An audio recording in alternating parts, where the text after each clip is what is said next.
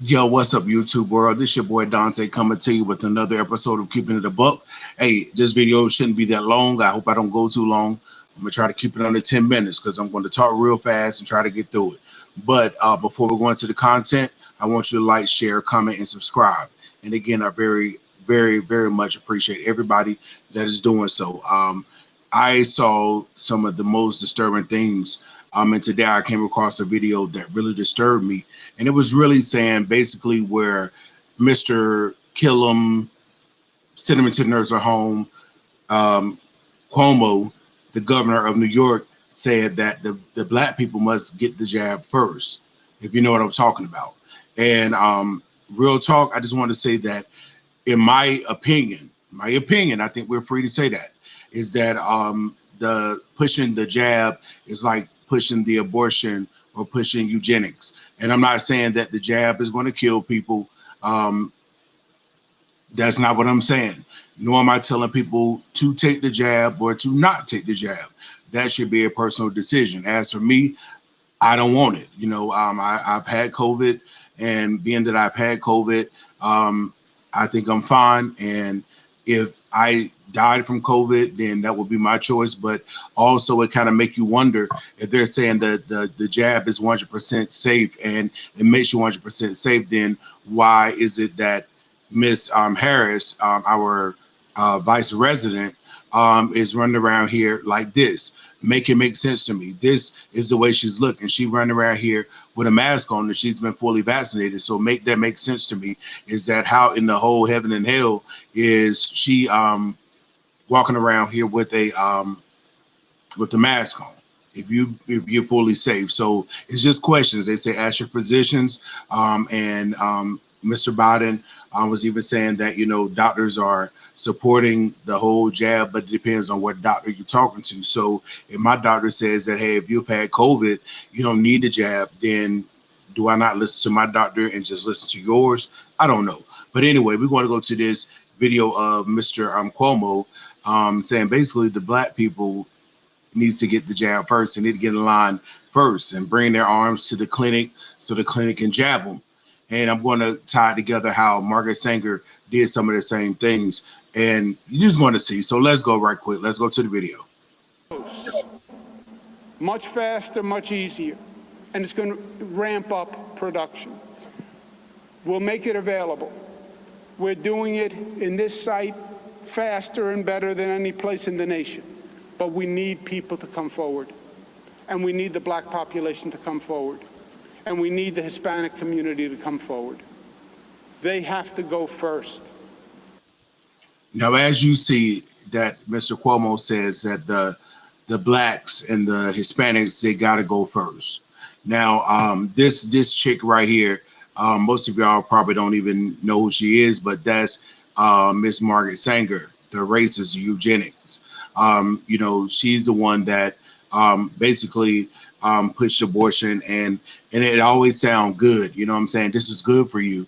If you can't take care of a child, then you should get an abortion, or to worry about the community and all this and the third, you should take a jab. So it's the same methodology, in my opinion, but I may be wrong. You know what I'm saying? Again, YouTube, y'all do say we can give commentary and that we have the freedom of speech, right? Again, I'm not telling anybody not to get the vax or to get the vax, but I'm just going from a personal experience and understanding that, hey, as black people, some of the things that have done has been experimental. And as we all know, and YouTube, you should be able to strike me for this one, is that the FDA still has not approved the vax for anything besides an experimental or a emergency use. So again, I'm sorry, I don't want you experimenting on me. My name is Dante. I'm a human being. I'm not a guinea pig. So no, this black brother right here don't want the vax. But let's listen to how Mr. Biden, President Biden, was basically saying that he's going to try to get the black coalition and the barbers and everybody to kind of just set up shop so we could take this vaccine. And then when I show you some things about Margaret Sanger, you'll kind of see the connection here. But let's go to him real quick and let's see what he's talking about. Be working with Black Coalition Against COVID and other organizations to launch a new initiative called Shots at the shop, barbershops, beauty shops are hubs of activity and information in Black and brown communities in particular, but in many communities across the nation. Local barbers, stylists, they become key advocates for vaccinations in their communities, offering information to customers, booking appointments for them, even using their own businesses as vaccination sites. I'm sorry, Mr. Biden. Whenever I go to the barbershop, I want to do one thing. I want to get a haircut. That's all I want to do is get a haircut. I don't want to get a jab. I just want to get a haircut, bro. You know what I'm saying? That's all I want to do. I don't want to get a jab. So when you really think about it, you know, to basically try to get all these Black people to basically push this, like white people are not getting vaccinated. That just blows my mind. It's just like white people don't have abortions, but they always want to make it like it's about the Black people. What I'm saying is you got to understand something. There's one party that supports abortions. They support it heavily. Now, on the Republican side or the conservative side, you're hearing people saying it should be a choice, which it should be. It should be a choice what you put in your body, because we always hear women saying, my body, my choice. So why that does not apply to everybody that want the jab or don't want the jab. It's my body, my choice. But again, this is what Mr. Biden wants to do. Now let's hear him talk about it. Now, he was in my state of North Carolina just the other day, and this is what he was talking about, saying something about the the Tuskegee Airmen, and he got it mixed up. This dude is a trip. That's all I can say. But let's go to when he was talking about, you know, why Black people are apprehensive about getting a vaccine, because we don't like being vaccinated, or should I say experimented on. So let's go here. Because the reason why it's been harder to get African Americans initially to get vaccinated, because they're used to being experimented on. The Tuskegee Airmen and others. It's awful hard as well to get Latinx vaccinated as well. Why? They're worried that they'll be vaccinated and deported. Mr. Biden, Latinx, Latinx, so you're trying to be real woke. But I'm gonna tell you this. First of all, let me work that one backwards. Is that when you look at the Hispanic community, you're saying that they don't want to get vaccinated because they're scared to go to get deported. Then make it make sense why they're coming across the border. Why did your border czar, Miss Lakamma Harris, had to go down to the border? And well, she didn't even go to the border. She went to El Paso. She didn't even go to the Rio Grande or to McAllen. She went to El Paso. I think that's 800 miles away, but she really wanted to keep the distance from it. But you're saying they don't want to get vaccinated because they're afraid they're going to be deported. They're not afraid. They was afraid they wouldn't be trying to cross the border, right? Now, as far as Black people in the Tuskegee experiments, you know, when they use the syphilis or whatever the case may be, yeah, we don't want to go first. Mr. Cuomo, we don't want to go first. And I'm not saying that white people should go first, or anybody should go first. It should be their choice. And if they choose to get vaccinated, if everybody is vaccinated, why is everybody worried about people that are not vaccinated? If you're vaccinated and it's 100% safe, then why should it matter if I'm not? Or if the next person is not? If you're 100% safe, then you shouldn't be caring about everybody else and what they got going on. And then it trips me out that when YouTube, when you say anything about the CV-19, or if you talk about the jab, then they want to automatically say go to CDC and see what they have to say. But we know the CDC has flip-flopped the whole while. You know, they've been saying one thing 1 minute, because they said that if you wear a mask, only for those that are not vaccinated. Those are the ones that should be wearing a mask, but the ones that are fully vaccinated, they shouldn't wear a mask inside or outside. But yet again, we see this lady right here who is fully vaccinated. She has on a basically has on a mask, and so it doesn't make sense. So we're going to go and see that some of these vaccines, and I didn't say it's going to come out of the CDC director's mouth, where she's basically saying that this, I believe it's myocarditis, it really affects the heart in younger men. And, you know, basically was saying that, you know, we really don't have to worry about the risk because the risk is not that great. But I'm gonna tell you this: if the risk may not be that great to you if it doesn't affect you, but let's talk about the ones that are affected by it. So, and then you can't sue the companies. You can't sue them. So if something does go awry, so again, Some people just will take the risk of letting their immune system do what it's supposed to do and taking care of their immune system, taking their vitamins, doing what they have to do, eating healthy, exercising, drinking plenty of water, and then they would, try to take it that way, than taking a risk. I know we get in the cars every day and we take a risk. We do that. But at the same time, it's not required that we drive. It's not required that we ride in a car. It's not required. Y'all trying to make this a requirement. It just doesn't make sense to me. But let's go to the CDC director talking about this. Then I'm going to talk about Margaret Sanger and how this kind of connects for me. And then we're going to be done. I promise. Promise. I'm not going to talk long today. Exclusively is Director of the CDC, Dr. Rochelle Walensky. Dr. Walensky, thank you so much for being with us this morning. I want to get right into it with that new warning that there's likely an association between these two vaccines and an increased risk of a rare heart condition for young people. So to any parent who hears this news and might be weighing the risk between a vaccine and vaccinating their teen right now, what do you say to them? Good morning, Cecilia. Thanks so much for having me. We heard a lot of these data, and we've been following this very carefully as we have had reports of this rare but mild myocarditis come in. And we heard about this yesterday at the Advisory Committee on Immunization Practices yesterday. But what we do when we do this is we look at the risks and we look at the benefits. And to just put this in perspective, if we have a group of 12 to 17-year-olds who are working to vaccinate over the next 4 months, and we can vaccinate 1 million of them, which would be great strides. Over the next 4 months, we could expect 30 to 40 of these mild, self-limited cases of myocarditis. And for that, if we were to vaccinate all 1 million, we would avert 8,000 cases of COVID, 200 hospitalizations, 50 ICU stays, and 1 death. And so we weigh the risks as well as the benefits, these extraordinary benefits of vaccines, as we make these recommendations. And it is why we at CDC have made the recommendations to vaccinate and had co-signers from so many other medical organizations, including the American Heart Association. That the benefits overwhelmingly outweigh the risks of that vaccine. Why do you think that this is affecting males more than young women? Yeah, it's a really great question. Myocarditis itself is more predominant in males than it is in females. So we're seeing the same trends as we see with the disease itself. So it may be something associated with the hormones in men that may make them more prone to have myocarditis. I want to talk to you ask you about the Delta variant. It's now in nearly every state. We know it is spreading so rapidly. Are you bracing for a surge in new cases now? So here's what we know about the Delta variant, and we've been following this very carefully and really watching people across the world. In the UK, certainly they've been seeing a surge.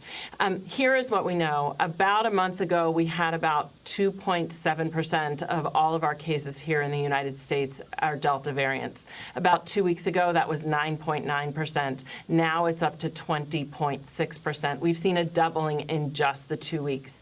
Generally, when viruses mutate, they do so with some advantage to the virus. And in this case, the Delta variant, it is mutated so that the virus is more transmissible. So yes, I worry that we will see more cases of Delta variant here, and it is likely to become the predominant strain here in the United States.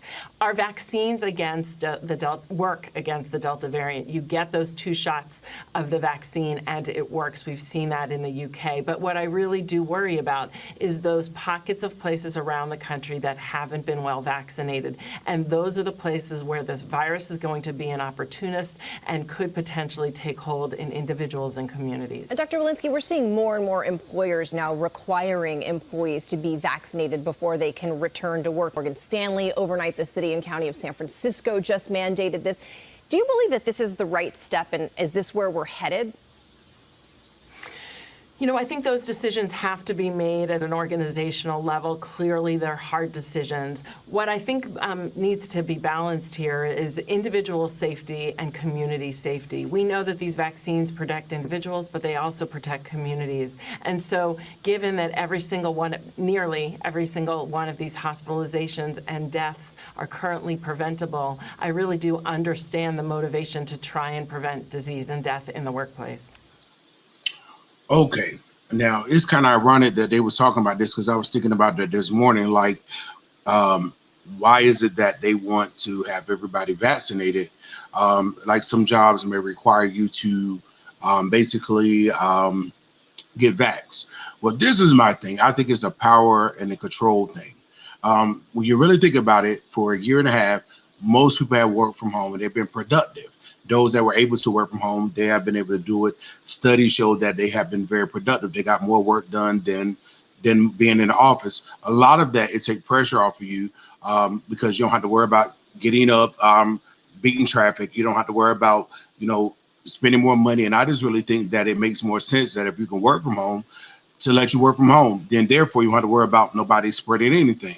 But you want people at the office so it could be a control thing. And then you could tell people that if you don't get vaxxed, you're going to get fired. You're going to get you have to pound sand. That doesn't make sense to me. But again, this is, again, people can make their own personal choice. As for me, I believe if that day come for me, then I think I'll be pounding the sand because, again, I don't want to put something in my body that we don't really have 100% answers on, and I understand with medication that, it affects people differently. But again, it still should be a choice. They gave me some high blood pressure pills because they said my blood pressure is high. It's a choice if I take it. You can prescribe it, doesn't mean I have to take it. But when you start mandating low key that people have to do this, and if they don't do this, then they're going to be shamed, or they may not be able to work, or they will have to show a passport in order to show that they've been vaccinated. But yet and still, the Dems want to say, well, it's racist for somebody to have to show an ID to vote. But it's not racist for me to have to show a passport telling you all my medical history. I'm telling you, it doesn't make sense. But let me go and talk about this chick right quick. Turning the page, Margaret Sanger. This is what she said back in the day. So let's go back to what she said. It says, in a letter to the Dr. C.J. Gamble, Sanger urged him to get over his reluctance to hire a full-time Negro physician, as the colored Negroes can get closer to their own members and more or less lay their cards on the table, which means their ignorance, superstitions, and doubt. It says this: like the abortion lobby today, Sanger urged Dr. Gamble to enlist help of spiritual leaders to justify their deadly works and writing. It says, we do not want to go out to exterminate the Negro population. It says, we do not want to go out and exterminate the Negro population, and the minister is the man that can straighten out the idea if it ever occurs to any of their rebellious members. Rebellious because you say you don't want to abort your baby, so now you consider rebellious. Just like if you don't want to take the jab, then you're considered, you don't care about your fellow man, which is ludicrous to me. The second thing she says in the spirit of racism today, as more than 300 former and current employees of Planned Parenthood said recently in an open letter, noting a toxic environment. Planned Parenthood was founded by a racist white woman. That is part of the history that cannot be changed. They observed, it says writing that the pattern of systemic racism, pay inequality, pay equity, inequity, and lack of upward mobility for the Black staff continues. Let's continue to read. It says here, and then it says Kanye. It speaks about him. It says a cultural icon, Kanye West, has made headlines with his recent statements, Planned Parenthood abortion vendors, which he has said have been placed inside of cities by white supremacists to do the devil work. He's right about the locations of the business. The vast majority of the abortion vendors have set up shop in minority neighborhoods, which you see is underlined, which can be in the scarce statistics available at the Centers of Disease and Control, CDC. It says there are only 13% of female population, and it says that African Americans make up 38% of the abortions tracked in 2016. So that was in 2016. So again, what Sanger said is get the Black preachers to talk to their people. And what you see now, I see a lot of preachers are putting pressure on their people to take the vax. It's kind of the same thing to me. And the reason why it's kind of hard for me to get them words together, because I don't have on my glasses. I do wear glasses, so I can read. Don't get it twisted. I can read, but the thing is that I don't have on my glasses, so I'm trying to strain and see. But maybe I need to start wearing my glasses if I need to read, right? But so this is my problem. You're saying get the blacks first and the Hispanics or the minorities, and everybody know that they're setting up the shops in the minority neighborhoods. That speaks volume. And again, look at the party that's pushing abortion. Look at the party that's really pushing the vax. And then you want to ask yourself the question, who really has an air of racism? I just want you to ask yourself the question. Now we're going to turn the page, because our resident is running around on the campaign, him and his wife running around on the campaign telling everybody to get vaxxed. But yet and still we have a issue down in Florida, and this dude has not gone down there, and that's a problem for me.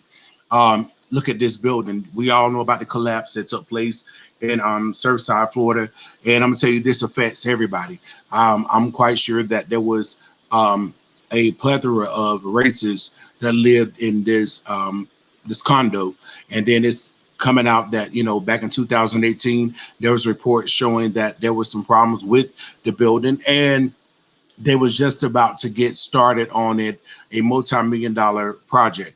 Now, to me, it would have made sense to tell them to evacuate, because this can go at any moment, but nobody was warned, even by, you know, even the investigation that was doing back in 2018 about the building. I think that they should have let people know it could be imminent, that they need to get out of that building ASAP. So just in case something like this happened, that we wouldn't have 859 missing. It says the crews battle fire, time and search for 159 missing.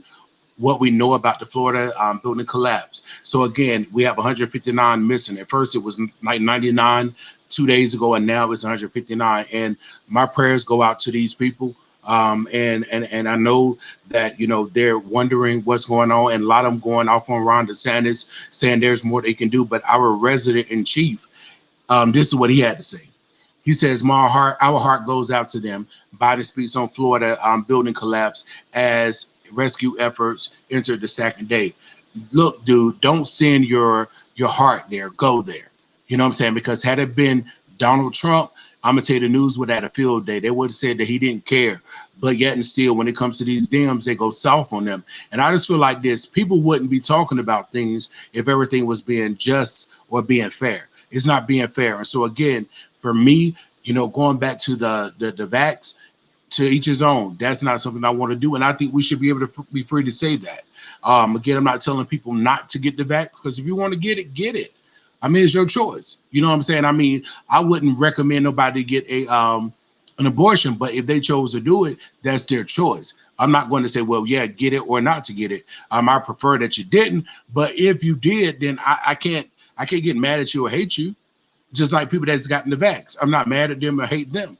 But I should be able to have a choice, and people shouldn't hate me because I choose not to get the vax. So again, you want us to go first? This one is not signing up. This dude right here ain't signing up. So just want to share that with you guys. I love you guys, man. Y'all stay up and stay blessed. And again, if you like the content, you know, as always, I need you to like, share, and to subscribe if you want to. And let me say something else. The American flag I got behind me, you see it, that flag behind me. The reason why it's behind me is because I am an American. I'm in America. What else flag would I put up? Some people may be mad because I didn't put up the pride flag, but I'm an American and I don't have a problem with that. So those of you that do have a problem with it, you can miss me with that. Those of you that have a problem with me doing a video on Brandon Tatum, y'all miss me with that too, because I think that you need to get to know me, the person. And if you know me, the person, you know I don't agree with everything with everybody anyway, you know, and because I'm a critical thinker and I'm able to think for myself, and I don't need nobody to implant thoughts in my head and I run with their narrative. So again, like I said before, we got to really take notice of what they're trying to do. And in my opinion, I feel like the jab and the abortions go hand in hand, because now they're trying to basically solicit and trying to get other black people to put pressure on other black people, and minorities to put pressure on other minorities to get the jab. And I don't think that's fair. I think that you can say, hey, you can get the jab, you can talk about the pros of it, and if a person push back on you, you should be able to say, hey, I respect that, and it's your choice. I'm not mad at you. I got vaxxed, so if I'm vaxxed, we're good because I'm safe, right? Right. But I'm done. I'll talk to you guys later. Y'all stay up and stay blessed. All right. Peace.